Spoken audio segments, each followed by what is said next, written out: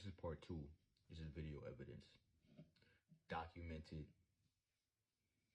homegrown video evidence of basically part 1 of my video explaining how if you threaten somebody to physically harm them or to kill them because of a sexual experience that you two experienced, but only one of you doesn't want told, whether it's to an individual or a group or masses, how basically that's rape. So this is part 2. So now, you gotta look at it like this, right? If two adults, two people have sex, say a male and a female, if they have consensual sex, and then after the sex, the male brandishes a gun to the female, and he says, don't tell anybody. She is not to tell anybody. And he shows her a weapon, shows her a gun.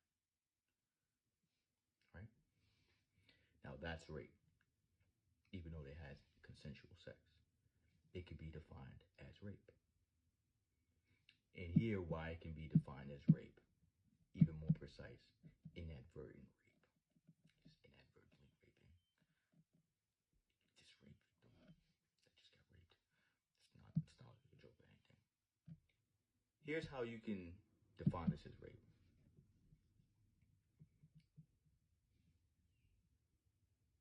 There's no way to measure the average female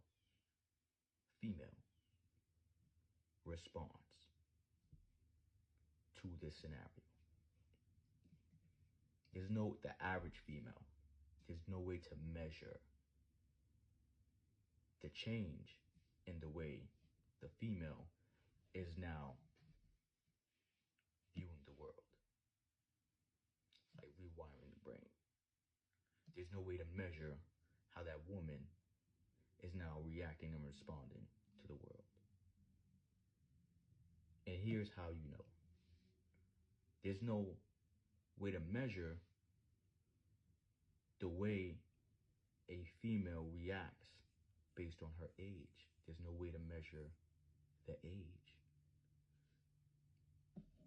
If one of, let's say one of the individuals was a little child, a minor, an 8-year-old, with an adult, and they had a sexual experience, essay, because it's automatic essay.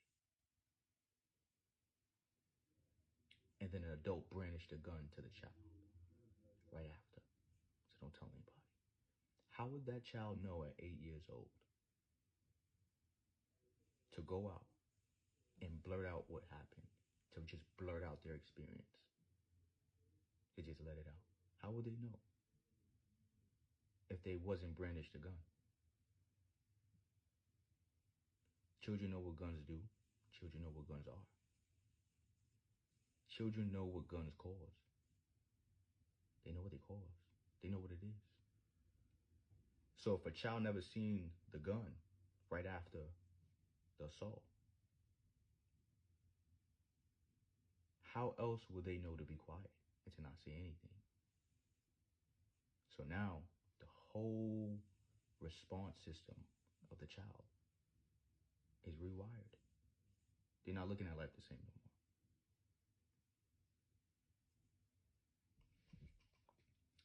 It's coercion.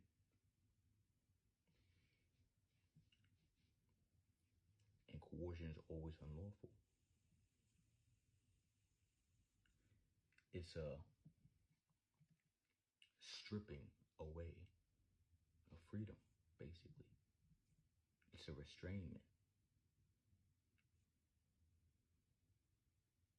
Because if this was a child, a minor, which we can't measure, because now we're talking about women of all ages, even boys. If we can't measure this for a grown child, then we can't measure it for a grown woman. Grown women, vice versa.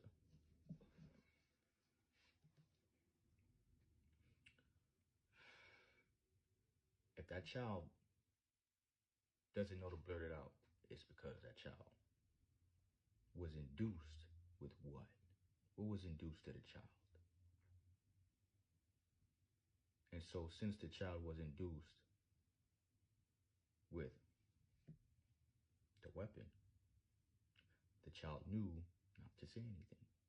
But if the child wasn't induced by what weapons cause, then that child might have blurted it out. And that person would have gotten caught. They would have got apprehended. They would have got charged for rape. Proof. Proof. Proof. Proof.